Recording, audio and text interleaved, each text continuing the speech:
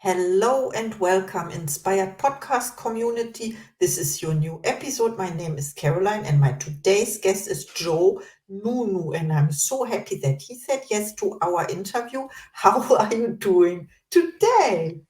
I'm doing wonderful, Caroline. Thank you for asking and thank you for having me. So, I would like to introduce you to the audience. I have to laugh because there's one word, and I trained to pronounce this. Okay, let's see if you can guess which word. Okay, you are a former anesthesiologist. Okay, you turned into pharmaceutical innovator, transition from full-time practice to developing improved treatments for respiratory arrest due to drug overdose and cardiac arrest. With a commitment to advancing patient care, you aim to make life-saving interventions more effective and accessible. Welcome to the Inspired Podcast. There are several words. Joe Nounou.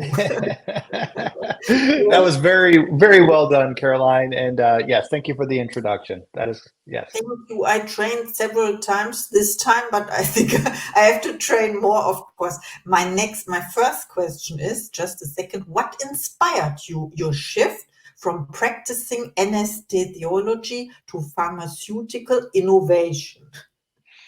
Great question, Caroline. It was a matter of realizing I was not feeling fulfilled. When I was a full-time practicing anesthesiologist, I was gone a lot. I was in meetings a lot. I had a large family, including at the time twin 4-year-old girls whom I love very much. And COVID happened at that time. And I realized that my life could be in danger. And I was not proud of the little time I had spent with them their first 4 years of life. So I said, you know what? There's more that I can do for this world, for our community, locally and globally, using my knowledge and my skill set.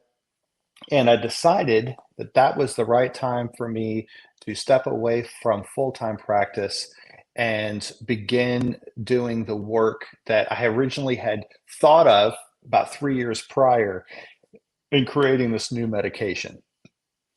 Wow, you created a new medication. I was not aware of that. Maybe I overlooked it as well. And when you talked about your life before, so to say, and you talked about you were in so many meetings. So we don't imagine a doctor or a physician anesthesiologist. Oh, I can pronounce it without really. Well done. Yeah, I will learn this.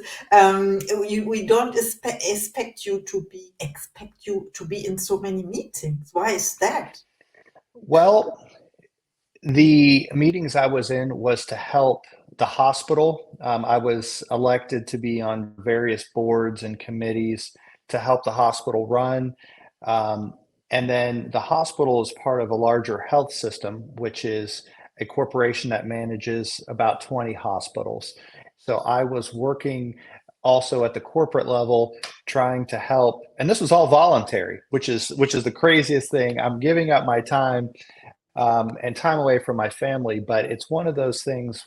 If they ask you to do it, I felt compelled to say yes because I was able and I knew I had something to contribute. So it was just kind of you start doing one thing and they say, "Hey, but can you help us on this?"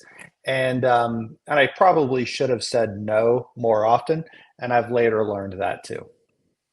So you learned this, and how is it now? It's honestly, it's much better. It's a very different lifestyle. Certainly, there are times when I'm working and I don't want to be, or I'm traveling and I don't want to be, but I actually get a lot more time at home. I work from home most of the time. I get to spend a lot more time with my children. I take them to school. I can pick them up. I'm home for dinner more, but also I'm also reachable for for events like this, like what you and I are having right now. Sometimes that means I'm traveling, but all the same, it's been so much better. And I want to also serve to be a good role model for my children, and that being present as a parent and also being dedicated to a mission is also important. So there has to be a balance. Oh, I understand. It's about giving back as well, being present. I see it. And yeah, and also another word would be fulfillment, right? You are Yes, fulfilled. absolutely. That's a very big part of it. I wasn't feeling entirely fulfilled in my full-time practice as an anesthesiologist, and this has definitely brought fulfillment. Yes, wow. And of course, I have another question for you. Can you share how your new treatment approach addresses respiratory arrest differently? Yeah, it's a very important question that deserves to be answered.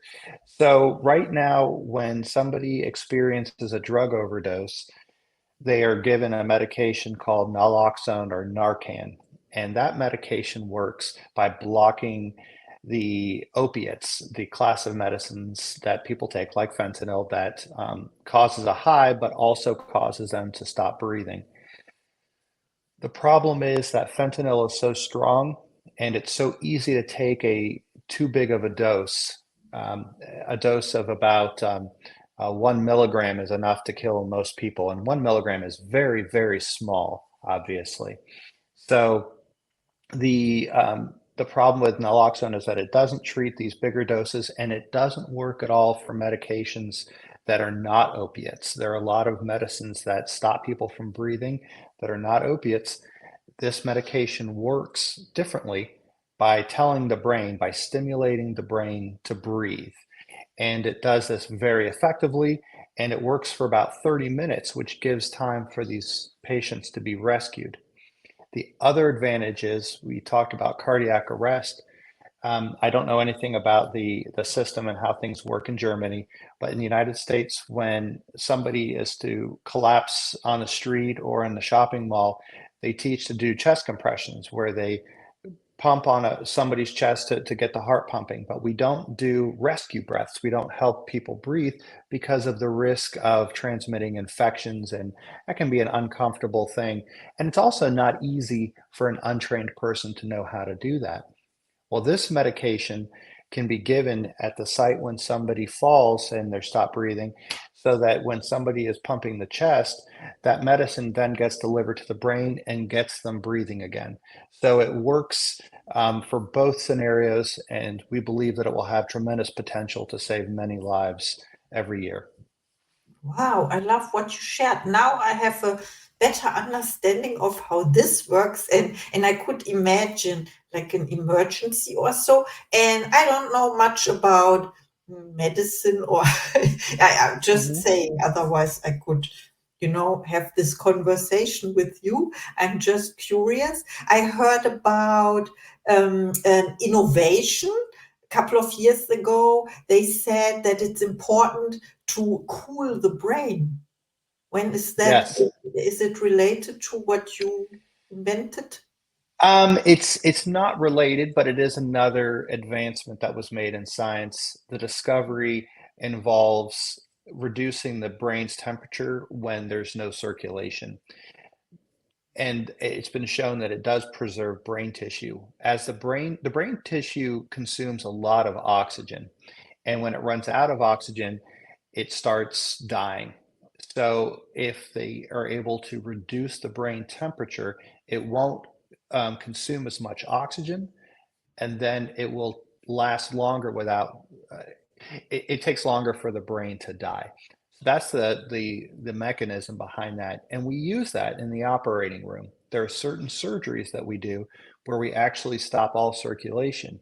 And when we do those cases, we do cool the body down and we cool the brain down to preserve brain function. So it's certainly applicable to medicine, just not very close to what we're doing. Ah, okay, so what you are doing, I understand. I think it's the opposite because when you say when you cool the brain down, then it reduces its functions or its breathing functions or however, and you want to effect, no, you want to have the opposite, right? Yeah, so it's not exactly the opposite. So when we cool the brains down in the operating room, their patients are already unconscious. They're under general anesthesia, and we're actually breathing for them using an anesthesia machine.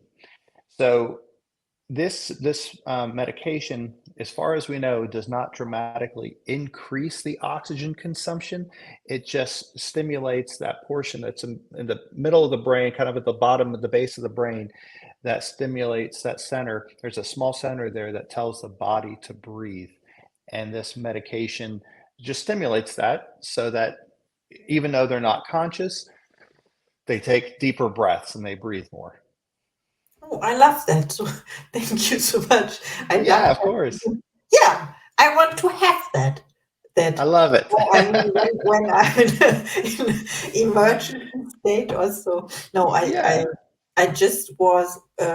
Fun fact: I was a guest in a podcast, and he played Jeopardy with me, and it had to do with film quotes or so, and I had to say this quote from When Harry Meets Sally or so. So it is like I want what she's having or something. So I that reminded me. Yeah, but it was difficult because I know all those quotes in German, so I had to guess. So I want that what you you want that. suggest when I'm in that emergency state, of course. So, what challenges and successes have you encountered in developing this critical intervention? So lots of challenges, which I think are pretty normal for this field. Every step of the way, there were challenges. First was getting the medication to behave in the solution in the right way without, it has to stay in solution. We had to get the medication to behave with other medicines if we wanted to mix them together, and there were challenges with that. We had challenges with the concentration of the medication. We had challenges even just getting the studies done. There was a lot of regulatory hurdles and pushback and delays. If it wasn't for all that, we could have gotten the work done in about 3 months, and instead it took about 2 years to get as far as we have, about 2.5 years, which was very, very frustrating because there's a tremendous need. As you may know, about 300 people lose their lives every day to drug overdoses, and many more lose their lives when it relates to cardiac arrest. So, with all those lives being lost, every day that was delayed, it used to hurt me a little bit, but I had to just give it to God and just do my best. And we've had other challenges, finding the right formulation so that it works for the right amount of time. That was a big hurdle to overcome. But through all those challenges, we've gone from a point where we had the concept of an idea to a working formulation. It's completely what we believe to be an effective medication. We've passed the proof of concept studies, which basically means we've been able to demonstrate that it works in the manner that we believe that it should. And now we are about to get some interactions with the FDA, the Food and Drug Administration, that will help guide our further research and prayerfully will take us to the point where we get approved to go on what they call a fast track designation, which means that we'll be able to deliver this medicine in 2 to 3 years instead of 7 or 8 years. So that would be a big step forward. Wow, that's great. Thank you so much for explaining the not the method, I mean the process when you have an Sure. invention and then in that field and what steps to go because we don't know this. And when you talked about the cardiac arrest, I think this is one of the major causes of death on the list, right? Yes, yes, it is. So cardiac arrest can be caused by many different there are many different causes of cardiac arrest. So when you give a person a chance by breathing, helping them breathe, and you get more oxygen to their brain while the medical professionals are trying to get their heart restarted, you improve their chances of living. Wow. And it is also a help for the helpers, so to say. They don't have to do all the work. You mentioned Yeah, yeah. the other method. Yes. Yeah, so there would definitely be an advantage there so that patients begin breathing even before the medical interventions begin. And I think that's a big advantage, especially when people stop breathing away from hospitals. like in a shopping mall or in an airport, if somebody collapses, it takes time to get ambulances and medical personnel there. So if we can help the patient breathe before then, their chance of living through this event is much higher. Oh, yes, I heard about that. Every second counts, right? When you Amen. That's it. Yep. Yes. So my next question is, how can we support you? For example, where can we find you? What do you need? I love that. I appreciate that very much. So, getting the word out there about the work that we're doing is very important. We have a website, aurospharma.com. That's aurospharma.com is a good place to start to get an idea of what we're like as a company and what we're working on. Also, there are some ways to contact us through the website. When if I was to imagine a perfect scenario, I would be approached by an organization, maybe an established pharmaceutical company that shares our mission and our values and our interest in saving lives, and in doing so in a responsible, socially um, considerate way.